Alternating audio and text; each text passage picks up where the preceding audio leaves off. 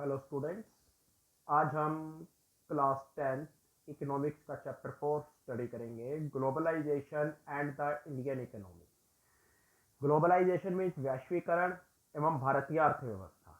इस चैप्टर के अंदर आज हम देखेंगे वैश्वीकरण क्या होता है और भारतीय अर्थव्यवस्था के ऊपर उसका क्या असर पड़ा है। As consumer in today's world, some of us have a wide choice of goods and services before अस।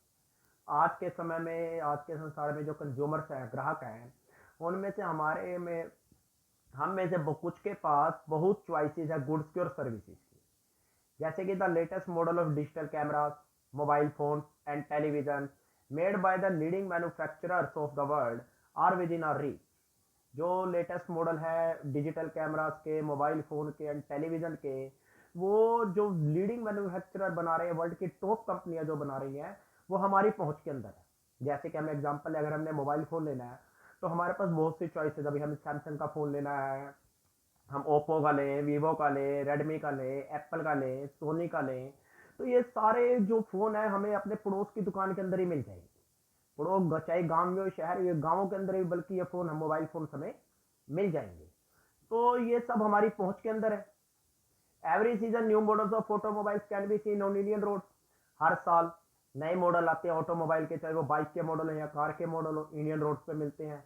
जब भी हमें अगर कोई गाड़ी खरीदनी है तो नवंबर दिसंबर के अंदर हम कोई गाड़ी नहीं खरीदते, हम सोचते हैं जनवरी में न्यू मॉडल लेंगे। Gone are the days when Ambassador and Fiat were the only cars on Indian road. वो दिन जा चुके हैं जब सिर्फ फिएट और एम्बेसडर कार ही इंडियन रोड पे चलती थी। आज अगर कार के मॉडल आप देखें, आपको मारुति की गाड़ियां मिल जाएंगी, देन आपको फोर्ड की मिल जाएंगी, मर्सिडीज मिल जाएंगी, ऑडी, ये सब गाड़ियां हमारे पास के शोरूम में मिल जाएंगी। Today Indians are buying cars produced by nearly all the top companies in the world. वही बात कि इंडियन जो है, जो वर्ल्ड के टॉप कंपनीज हैं, उनके द्वारा प्रोडक्शन की जाने वाली कार खरीद रहे हैं। चाहे वो मर्सिडीज की बात हो, चाहे वो ऑडी की बात हो, फोर्ड की गाड़ियां हो, या जो अन्य बहुत सी कंपनीज है, महिंद्रा है या अन्य बहुत सी कंपनीज है, उनकी कार हम खरीद सकते हैं और अपने देश में ही, अपने पास के शहर से ही खरीद सकते हैं। A similar explosion of brands can be scene for many other goods. इसी प्रकार का एक्सप्लोजन विस्फोट कई और प्रोडक्ट्स में हुआ है, जैसे कि shirts to television to processed fruit juice. चाहे शर्ट्स की बात हो या कपड़े की बात हो, कपड़े अगर लेने जाए हम, लुइस फिलिप की शर्ट्स ले, ज़ारा के कपड़े ले सकते हैं, ड्यूक है, जो फॉरेन कंपनीज है उनके कपड़े भी यहाँ हम ले सकते हैं। एंड टेलीविज़न की बात है, अगर हमने कोई एलईडी लेना, हम सैमसंग का ले, सोनी का ले, या अन्य जो भी और टेलीविज़न है जो लीडिंग कंपनीज हैं वर्ल्ड की, उनके एलईडी हम ले सकते हैं मार्केट से। तो process fruit juice, even fruit juice है, उनकी भी कंपनीज हैं, विदेशी कंपनी के फ्रूट जूसेज यहाँ पे मिल रही हैं।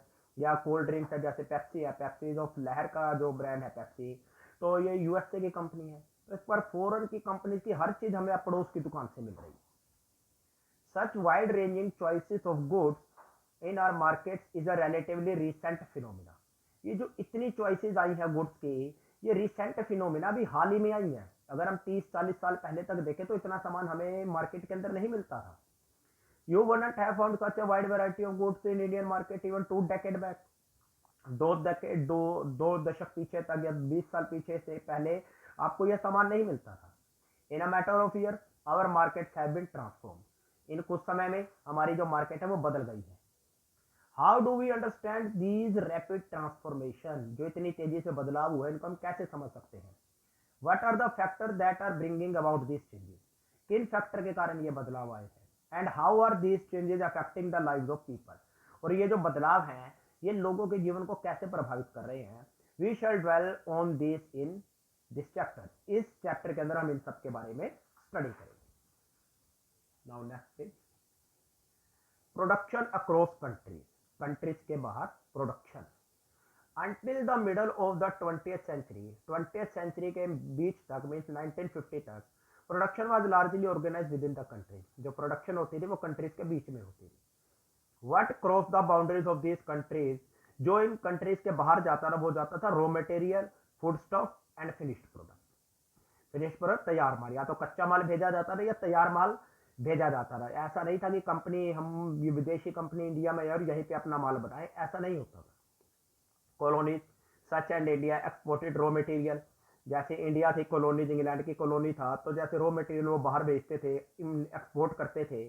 एंड फूड स्टफ बाहर बेचते रहे, इम्पोर्टेड फिनिश्ड गुड्स, एंड आयात करते थे, मंगाते थे, फिनिश्ड गुड्स को मंगाते थे, यहाँ से रॉ मटेरियल भेजा और वहां से उस रॉ मटेरियल से तैयार माल जो बना उसको इंपोर्ट किया। Trade was the main channel connecting distant country, trade प्रमुख चैनल था जिससे जो दूर दूर के देश आपस में जुड़े होते थे। This was before large company called multinational corporation merge on the scene. ऐसा होता था जब एमएनसी सीन में नहीं आई थी, एमएनसी नहीं बनी थी। एमएनसी के आने से पहले ये सब होता था, जो प्रोडक्शन है अपने ही देश के अंदर होता था, बाहर अगर हमने बाहर भेजना तो हमें तैयार माल या रॉ मटेरियल ही भेजना पड़ता था। और एमएनसी द कंपनी, एमएनसी क्या है जिसके ऊपर ये पूरा चैप्टर बेस्ड है, MNC the company that's own or control production in more than one nation, जो एक से ज्यादा देश के अंदर प्रोडक्शन को कंट्रोल करती है या प्रोडक्शन की मालिक होती है। एमएनसी मल्टीनेशनल कॉरपोरेशन, भाई ऐसा कॉरपोरेशन जिसके कई देशों के अंदर branch. MNC set up offices and factories for production reason, MNC कई ऑफिस बनाती है और फैक्ट्री बनाती है उस क्षेत्र के अंदर, where they can get cheap labour, जहां उनको चीप लेबर मिले, सस्ती लेबर मिल सकती है, एंड अदर रिसोर्स, और दूसरे रिसोर्सेज मिल सकते हैं। दिस इज डन, ऐसा किया जाता है so that the cost of production is low, ताकि जो प्रोडक्शन की कॉस्ट है वो लो हो, and MNC can earn greater profit, और एमएनसी को ज्यादा फायदा मिले। कंसिडर द फॉलोइंग एग्जांपल, जैसे एग्जांपल देखते हैं। Spreading of the production by an MNC, a large MNC producing industrial equipment, designs and products in research center in the United States, जो एक इंडस्ट्रियल इक्विपमेंट बनाती है एक एमएनसी, तो उसका डिजाइन है वो यूएसए के अंदर डिजाइन किया जाता है, and then have the component manufactured in China, और उसके जो पार्ट है वो चाइना में बनते हैं। These are then ship to Mexico, उनको फिर शिप के थ्रू मैक्सिको भेजा जाता है और ईस्टर्न यूरोप में भेजा जाता है, where the products are assembled, जहां उन प्रोडक्ट्स को असेंबल किया जाता है, and the finished product are sold all over the world, और तैयार माल को सारे वर्ल्ड में बेचा जाता है। Meanwhile the companies customer care is carried out through call centre located in India, और कंपनी के जो कॉल सेंटर हैं वो इंडिया के अंदर स्थापित किए जाते हैं।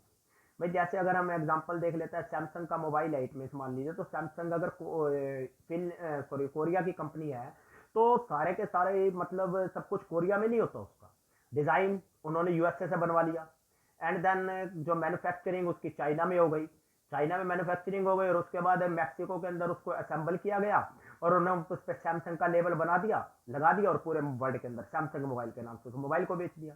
और कंपनी के जो कस्टमर केयर होता है भी, अगर फोन में कोई खराबी आ जाए कस्टमर केयर को फोन करें तो वो इंडिया के अंदर बना दिए जाते हैं, इंडिया के अंदर तक, क्योंकि इंडियन जो है वहाँ पे जो स्किल्ड लेबर है वो सस्ते में मिल जाती है। तो इस कारण एमएनसी के अंदर जो प्रोडक्शन होता है वो कॉम्प्लेक्स वे के अंदर होता है। This is a call centre in Bangalore equipped with telecom facilities and access internet to provide information and support to customers abroad, जो अब्रोड में कस्टमर है उनके लिए कॉल सेंटर बनाया गया है। भाई सैमसंग का मोबाइल जो है, सैमसंग के मोबाइल के यूएसए के अंदर भी बिक रहे हैं, या Samsung mobile other European countries में बिक रहे हैं, तो उनके जब कस्टमर को प्रॉब्लम होती है तो कॉल सेंटर में कॉल करते हैं, तो यहाँ से उनको इंडिया से जो कॉल सेंटर सैमसंग का है वहां से उनको सर्विस प्रोवाइड की जाती है। Then in this example MNC is not selling its products globally, इसमें क्या देखा है, एमएनसी ना सिर्फ अपने प्रोडक्ट जो है पूरे विश्व में बेच रही है, बट मोर इंपोर्टेंट, बल्कि इससे भी इंपॉर्टेंट बात क्या है, the goods and services are produced globally, उसका गुड्स, उसका सामान और सर्विसेज पूरे वर्ल्ड में ग्लोबली प्रोड्यूस हो रही है। भाई डिजाइन कहीं बन रहा है, असेंबल कहीं हो रहा है, तैयार पार्ट्स कहीं और बन रहे हैं, कस्टमर के कहीं और है।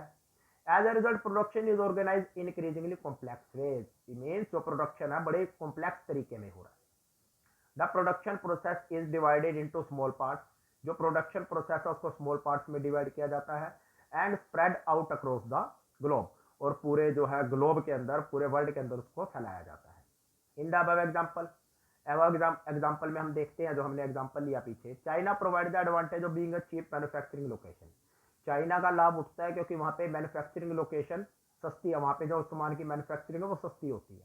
Mexico and eastern Europe are useful for their closeness to the market in US and Europe, Mexico and eastern Europe के जो मार्केट है वो यूरोप और यूएस और यूरोप के नजदीक उनकी मार्केट है। India is highly skilled engineer who can understand the technical aspect of production, India में स्किल्ड इंजीनियर्स हैं जो प्रोडक्शन के टेक्निकल एस्पेक्ट को पकड़ सकते हैं, आराम से उसको पता चल जाता है उनको कि भाई इसके अंदर क्या फॉल्ट है, it also has educated English speaking youth, और इंडिया के अंदर जो इंग्लिश स्पीकिंग यूथ है वो भी बहुत ज़्यादा है। Who can provide customer care services, जो कस्टमर केयर सर्विस को प्रोवाइड कर सकता है। क्योंकि जैसे मैंने आपको पीछे बताया भी, सैमसंग का मोबाइल अगर है तो ऐसा तो नहीं है वो इंडिया में बिक रहा है, या एप्पल का फोन है वो यूरोपियन कंट्रीज में बिक रहा है। अब वहाँ के कस्टमर को अगर प्रॉब्लम आ जाती है तो वो कस्टमर केयर को कॉल करेंगे, तो उनसे बात इंग्लिश में करनी पड़ेगी। तो इंडिया के अंदर इंग्लिश स्पीकिंग यूथ बहुत ज़्यादा है जो बड़ी आसानी से उनसे बात कर सकते हैं। And all this probably can mean 50 to 60% cost saving for the MNC, और इसके लिए एमएनसी के 50 से 60% बचत हो जाती है। भाई सैमसंग अगर यही सारे काम या एप्पल यही सारे काम यूएस में करवाती या सैमसंग कोरिया में करवाती तो उनको ज्यादा 50 से 60% ज्यादा पैसे देने लगते उनके, क्योंकि वहां पे लेबर महंगी है। लेबर महंगी होने के कारण स्किल्ड लेबर भी महंगी है, प्रोडक्शन जो असेंबल करवाना है, मैन्युफैक्चरिंग यूनिट्स है वो महंगी है। तो the advantage of spreading out production across the borders to the multinational can be truly immense. तो एडवांटेज जो है प्रोडक्शन को पूरे अक्रॉस द बॉर्डर, बॉर्डर में देश के बाहर में प्रोडक्शन करना एमएनसी के लिए बहुत ज्यादा वास्तव में ही असीमित है इसका लाभ। वही एमएनसी को इससे बहुत ज्यादा लाभ पहुंचता है। देन अब हम बाकी चैप्टर अगले पार्ट में स्टडी करेंगे। Thank you.